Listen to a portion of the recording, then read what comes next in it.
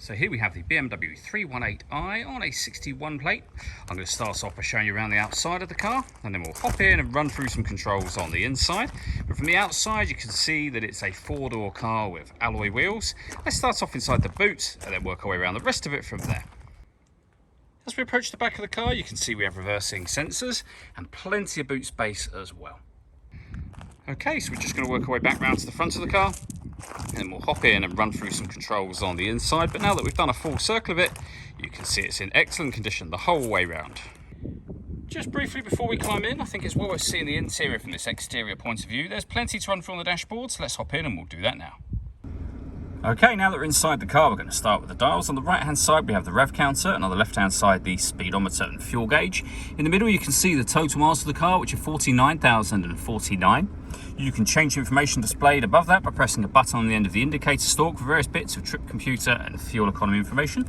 If we back out to the steering wheel, we have stereo controls over on the right hand side, and the stereo controls continue over on the left just here. And then in the centre, you'll find the main stereo itself. So you can adjust the volume up and down here. You can go through various different memory settings. You can also use these buttons here that relate to the numbers above. So you could have preset stations saved at certain numbers. We have FM and AM radio available, which you can access via these buttons just here. This button over here will take you back to the main menu. And this dial will change between the auxiliary, CD player, and your radio.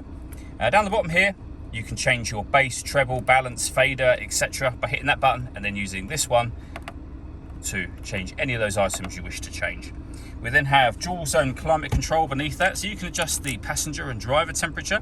You can increase and decrease the fan speed. You can determine what direction you'd like the air to be distributed in. The air conditioning is on at the minute, so that's off, on, or hit auto. The car will now, as you can hear, take control of the fan speed and the direction of the air to maintain the temperature temperatures that you've asked for, and you can turn that off by hitting auto again. We can turn off the stop and start. This car is designed to cut out when it's stationary in traffic to save you fuel. That system is now off. And then we have a 6-speed manual gearbox.